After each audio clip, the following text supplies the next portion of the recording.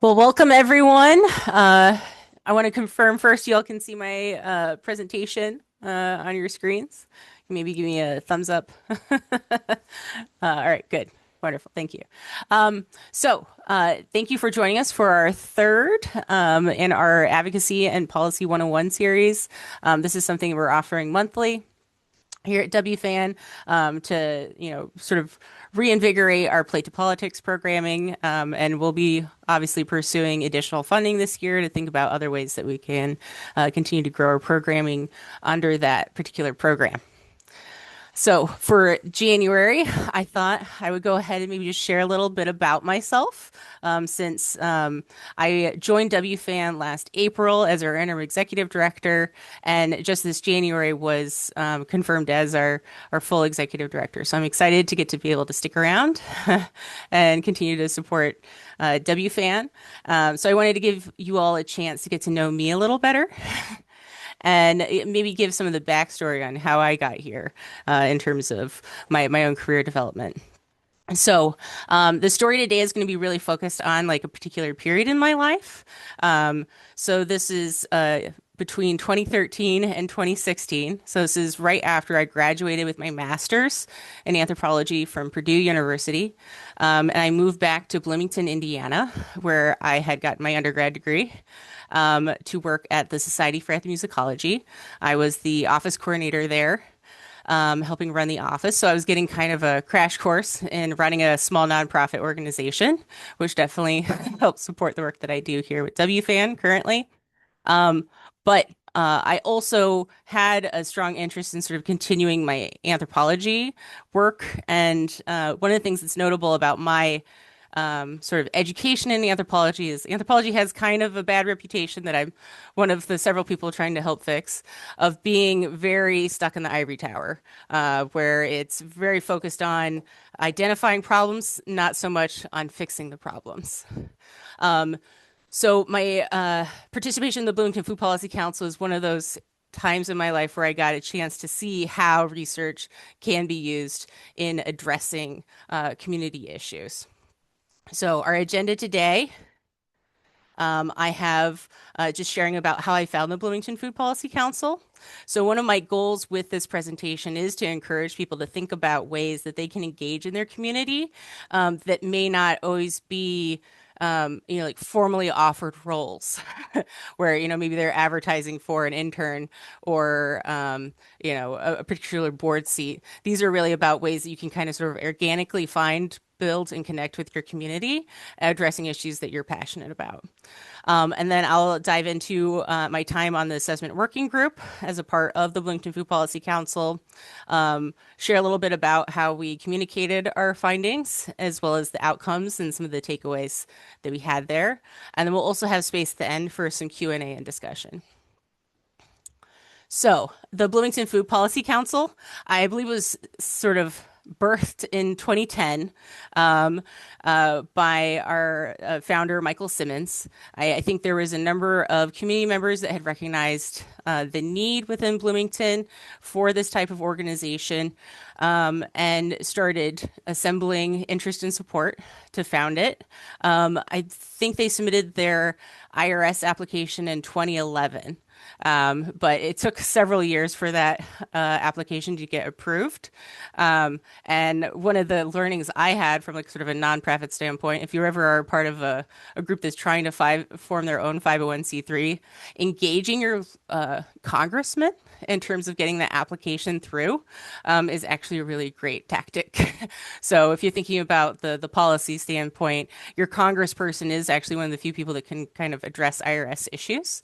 So I just want to flag that as a resource if you're struggling with the IRS processing your stuff, since they're chronically understaffed and usually facing a lot of headwinds in terms of the organization itself. So the Bloomington Food Policy Council was really focused on finding ways to increase and preserve access to sustainably produced, locally grown, healthful food for all residents of Monroe County and the surrounding areas. So Bloomington, Indiana is the city located within Monroe County and is also the home of Indiana University. So one of the things I would know about the formation of our organization It was, I would say, primarily a mix of students from the university or faculty um, at Indiana University, as well as other members of the community that may be retired or involved in other types of community activities on a regular basis. So that's kind of the composition of the membership. So how I discovered the Bloomington Food Policy Council was I had moved back to Bloomington in, I think it was summer of 2012, to start my job at the Society for Ethnomusicology. And I had several friends who were pretty locally involved. I think my friend Whitney regularly volunteered with Food Not Bombs. And she knew about my interest in food policy. So my graduate research at Purdue had been focused really on food from a more public health lens. So how nutritional recommendations figured into food choice, specifically within Belize, was the area that I had done my field work. But food issues were something that were really personal to me. When I was in undergrad, my father was diagnosed with type 2 diabetes, which was a big shock to our family, especially since we had grown up really eating generally pretty healthy. My mother was a big fan of organic food, that we all had, I think, a pretty big vegetarian phase. So my father having these health issues was a bit of a surprise. So I actually did my undergraduate thesis at IU focused on knowledge of type 2 diabetes and some of the myths that you get around that, and understanding that there's a large genetic component to it. Though diet can also have some impacts in terms of it developing in terms of overall health. So for me, like food was something that was very personal. I'm also a big fan of eating food, so I've always faced that kind of tension between, staying healthy but also enjoying myself. So it was through my friend Whitney, and actually a friend of a friend that she knew, that I was first introduced to the Bloomington Food Policy Council. They were holding one of their quarterly meetings at the Bloomington Winters Market. I think this was in probably fall 2012, or winter 2012, sorry. And I was just really excited to find a community of people who were working on issues that were ones that I cared about. And as a part of that meeting, there was a call for volunteers for various working groups. So I volunteered to join the assessment working group. So this is a group of about usually around 5 to 6 people that I can't remember if we met monthly or not. It's been about 10 years since I was heavily involved. But I first joined as a volunteer and a member of that working group, thinking through ways that we could collect data within the community to help support some of the issues that we were advocating around.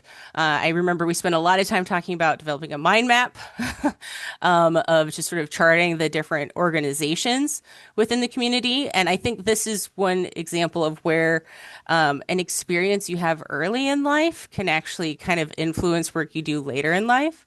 So the idea of the mind map is actually something that I've continued to employ in the work that I do. So in addition to working with the Women Food and Agriculture Network, and this is something I'm going to do for WFAN too. I am also a co-chair with the Anthropology Career Readiness Network, which we're a group of volunteers that's really focused on advocating for supporting anthropology graduates in using their anthropology education out in the world in whatever workplace they end up in. And one of the things that we offer is a consulting program. It's all volunteer based, where we'll visit a university department and help them think through how to make their curriculum more career ready.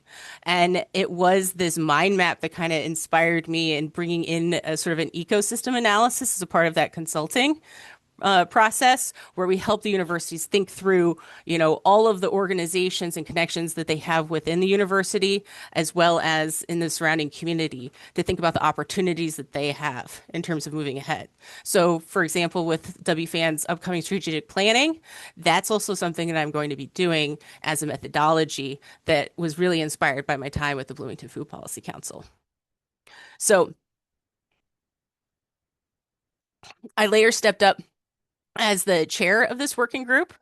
So just to give a little frame of reference, I think I was around 22 or 3 at the time. So this is something that I want to flag for students and early career professionals in terms of finding opportunities where you can gain more leadership experience. Volunteering, I think, is a lot more accessible way to get the chance to have that experience doing project management or, leading a team. Because, in terms of the workplace I was at the time, there was literally two staff members. It was me and the executive director. So there wasn't really any opportunities for me within my current work there to grow my leadership skills. But within this sort of nonprofit volunteer situation, I was given a lot more trust and in the leeway than you might find in some workplaces where, there's a little more money involved. So I joined as a member as the chair of the assessment working group. I then also became a member of the steering committee. And later in my term with them, I did step up also up as secretary for a year. But during our time my time with the assessment working group, we developed several sort of research approaches. So we launched a community survey and mapping project.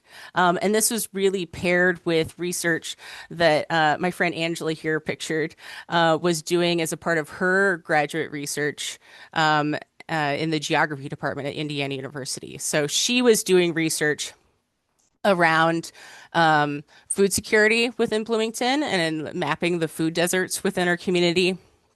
And we use the community survey to really get an understanding of, how people were growing, what they were growing, what barriers they're running into, what challenges they faced, and where the opportunities were for the community or for the city and county governments to step up and support them. So we did a number of listening outreach projects. So here was a large brainstorm that we did with the community. I think we did a pie. So one of the things that I really enjoyed when I was in Bloomington, Indiana, just a little side anecdote, was we had a group that would meet up at the Bishop, which was one of the bars in town, and we called it Pie Club. So the rule was you had to bring a homemade pie, and then everybody just ate and shared the pie. So use that as inspiration for this event's catering, where everybody brought a pie to share. And this was a big brainstorm that we did, getting feedback from the community to develop our food charter, which was really a series of statements and commitments that we were going to ask the city and county to agree with. So I'll drop it in the chat, the link for where you can find this charter if you're curious. Let me grab it here. I'll drop it in the chat for you. I'll also include this if you're watching on YouTube. It will be in the description. So you can find a link to the charter there. I believe it's a file that you'll download if you're curious to know about that. Let's get that out of the way. But we also did do live. Oops, let me go back. We also did do live mapping with community members. So our favorite place to table is at the farmers market. So this is one time I got very sunburned, where we had a large map where people could use a little sticker to indicate where they had their garden. In this case, we were primarily focused on more gardeners than, you think about with WFAN, we're focused on producers from like more of a business standpoint. But we were really just trying to get an understanding of what people were growing where. So we did differentiate between those that were growing food and those that were exclusively growing ornamentals. And as a part of this process, we also had a brief survey for people to fill out that they could drop in. And then we later expanded this brief survey into a longer virtual survey that we distributed, and we used Qualtrics as the platform for that survey. So we spent a lot of time listening to and talking to community members and getting their feedback around what was important to them. I think one of the other things that's important when you're doing this type of community-based work is making sure that you have the right stakeholders in the room. So a lot of the steering committee members of the Bloomington Food Policy Council were involved in other food-related work. So one of our members was one of the staff at the local food pantry, Mother Hubbard's Cupboard. We also had folks that were engaged with like the city on various commissions. So we were getting a number of different perspectives in terms of the work that we're doing. But also when you have brainstorming events like this, make sure that you're inviting everybody that's is sort of a potential stakeholder in this conversation. So, in terms of the survey itself, we did compile the research the findings that we had from that community survey, as well as Angela's graduate research around food security, together into a report. And a couple of the key findings I just want to highlight for you. Were one, the top barriers that growers were facing in the community were time, space, and education. So space was actually not something that we had included as one of the options, but it was written in quite a few times. And time was one that we recognized that we don't necessarily have a way to give people more time. So education is where we really focused. Education and space were the two were really focused in terms of thinking about our recommendations. So some of the things that we proposed in the report was, having the city and counties fund more garden education programs, working on expanding their permissions around growing. So one of the things that was kind of shocking to me, if you think about it from a policy standpoint, is we found that the local city code actually did not allow folks living in mobile homes to garden.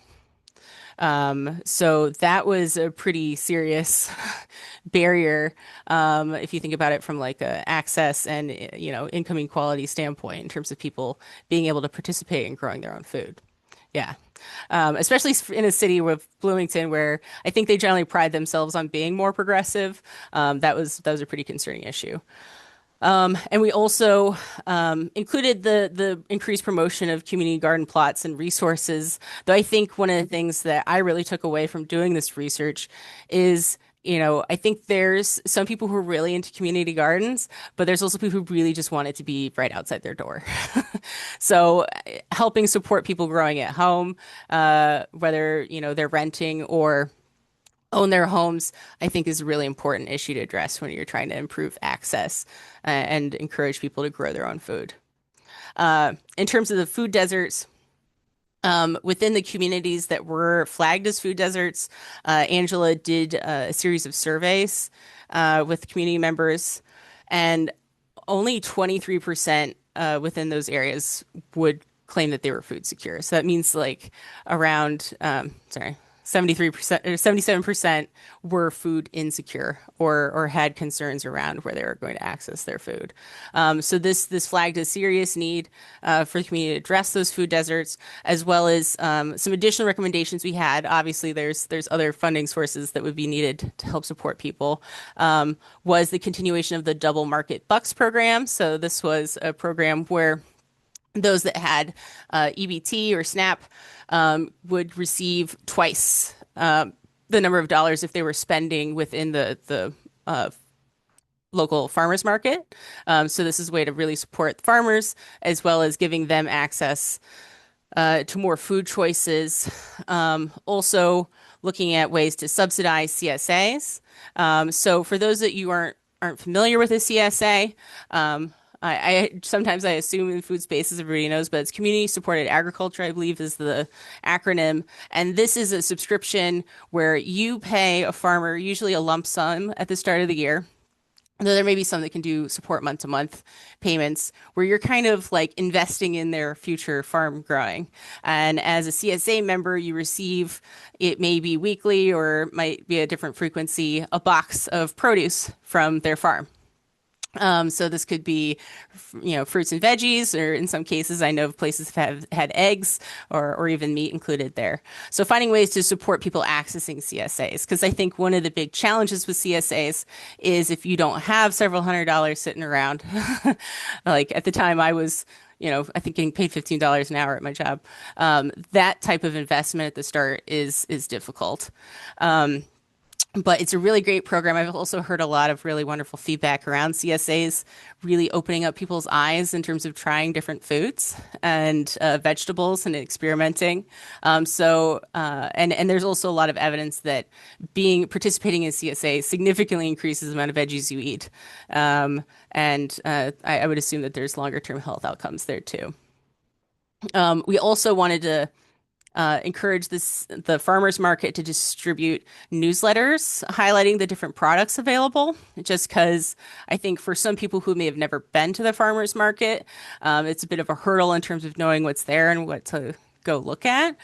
So thinking about the model of, your sort of newsletter mailer that you get, I think ours is from, I want to say like Red Market or something here in Kansas City. This would just be a way to like help people understand what's going to be available at the market and encourage them to attend. And we also wanted to work on increasing the accessibility of individual gardening plots.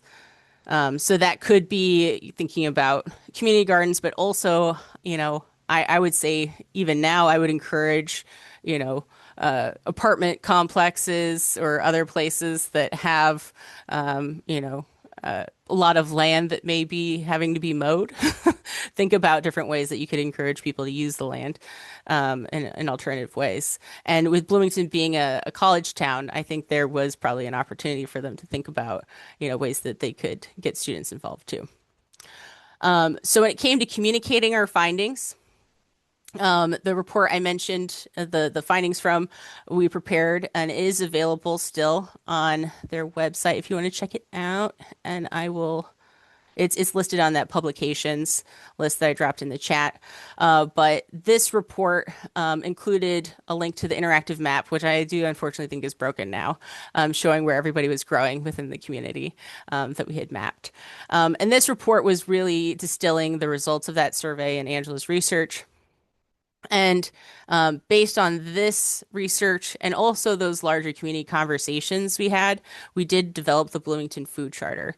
So the Bloomington Food Charter was a number of sort of statements about things that we believed in terms of like priorities within the community.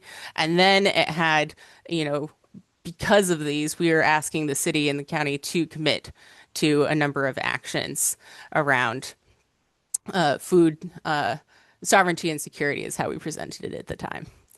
So one of the things I want to emphasize for those that may be kind of wanting to get involved in early career, I ended up writing the report, but I did not end up doing the presentation of the report. So in this case, we used the report to develop a slide deck presentation that our then president of the Bloomington Food Policy Council took before the city council, as well as the Maroon County commissioners.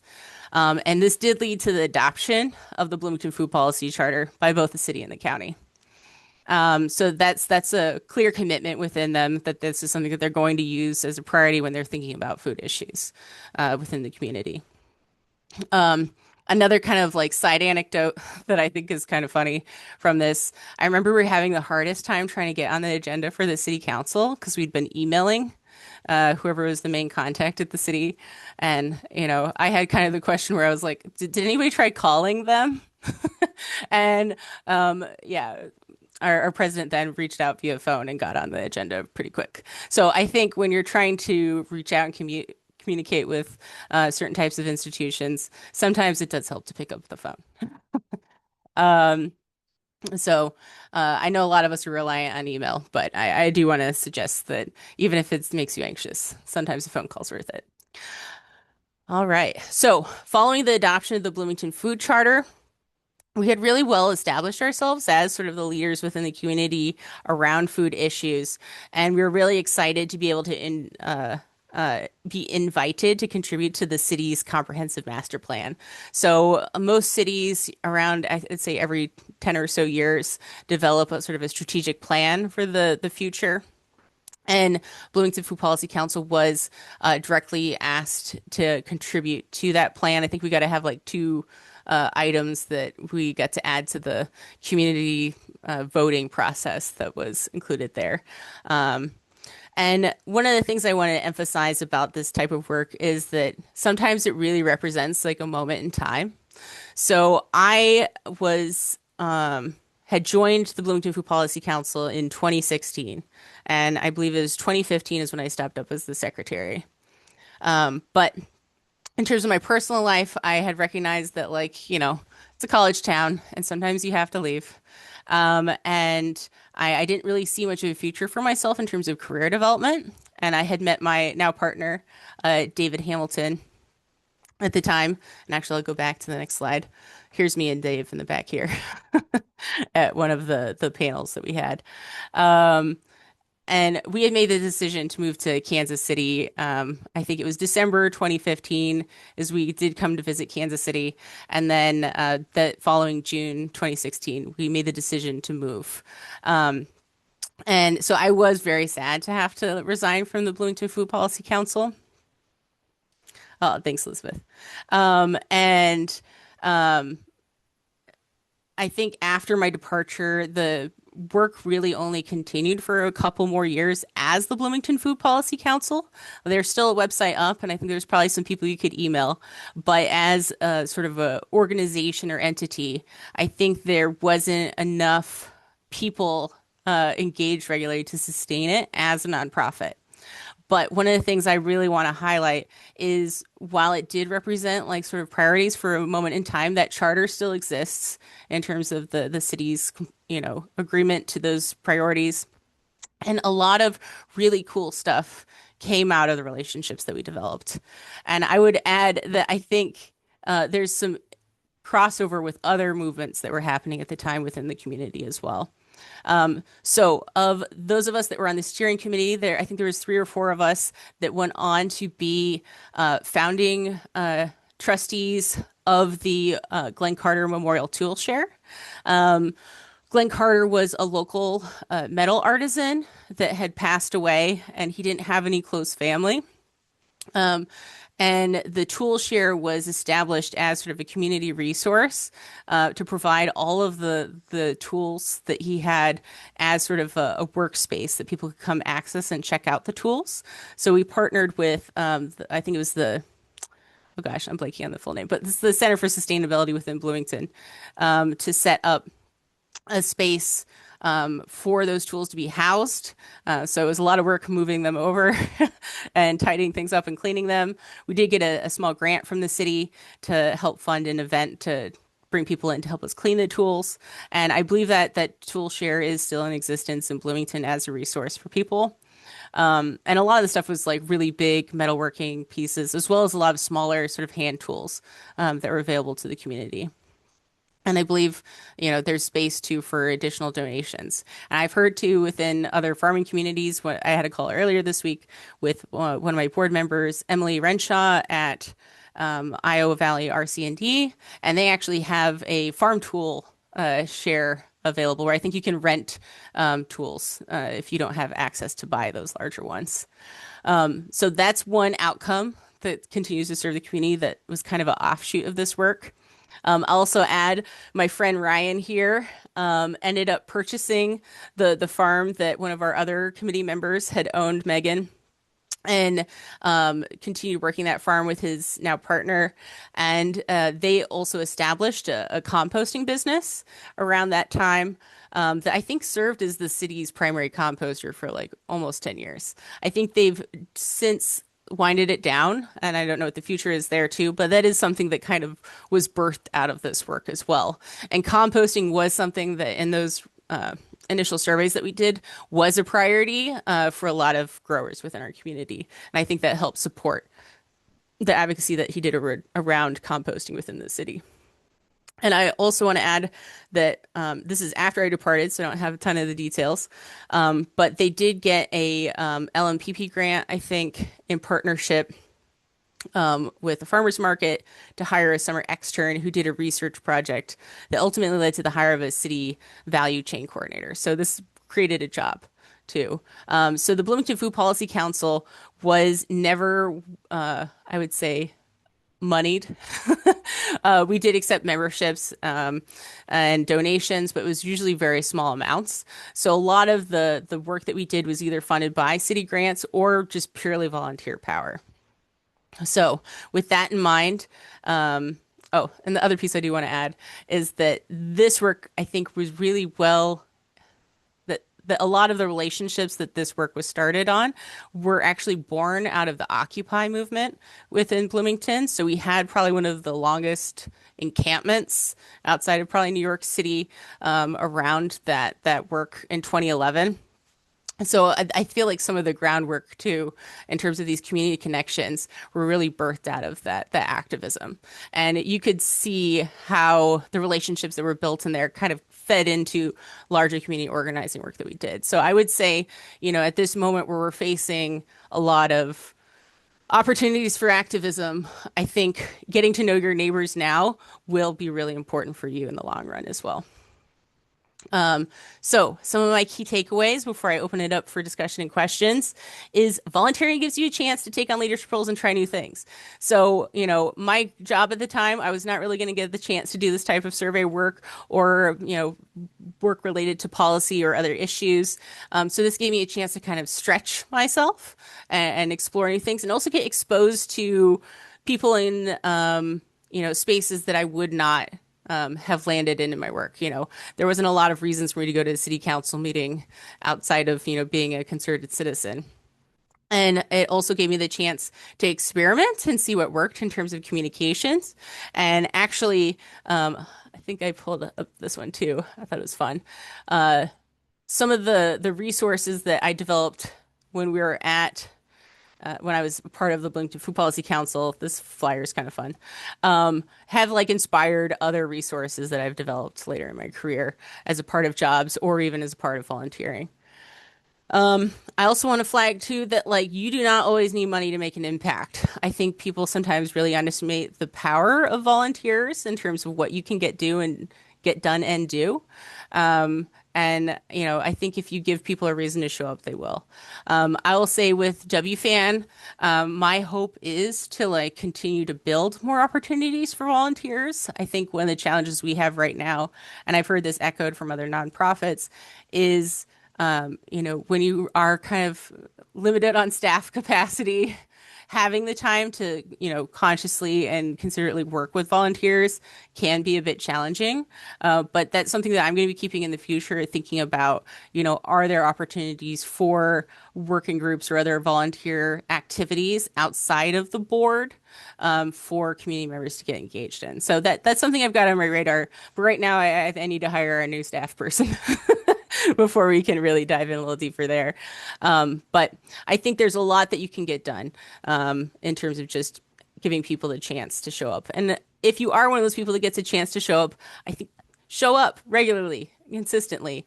I think the reason I ended up in a leadership role is that I was consistently showing up to meetings, being engaged, and you have to spend some time getting to know people before you're going to be given some of those more broad opportunities. So I would say consistency and showing up is really important.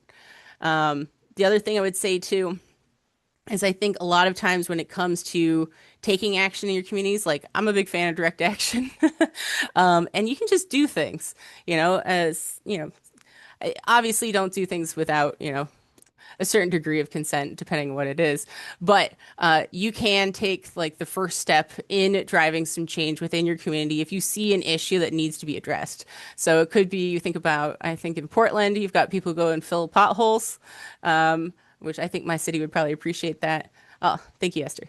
But there's a lot of other ways that you can just show up and do something. So in the case of the Bloomington Food Policy Council, this was really just community members recognizing an issue that needed to be addressed and working together to form a group to address those. So thinking about, in terms of issues that you're trying to solve or communities concerns that you have, obviously look at where the work is already being done, but if there is a gap, or if there's smaller things that can be done, you think about like your little libraries or your little pantries, there's ways that you can just do something. So if I want to put up a little pantry in my front yard, that's something I can do as an opportunity that I could personally take advantage of. And the other closing message I had is sometimes things do end, and it can be sad. And I think a lot of times in our community and society, we have this pressure to like always make things keep going. that we have to keep it alive. But sometimes it's okay to let things sunset because it creates space for new opportunities. And I want to emphasize that those connections that you've made as a part of that project do continue on. And I'm always really excited every time I go to Bloomington to go to the farmers market and say hi to my friends there. So those were sort of the highlights that I have. I do have time now for a discussion. I do want to encourage people to come off camera and chat. So I am going to go ahead and stop the recording here.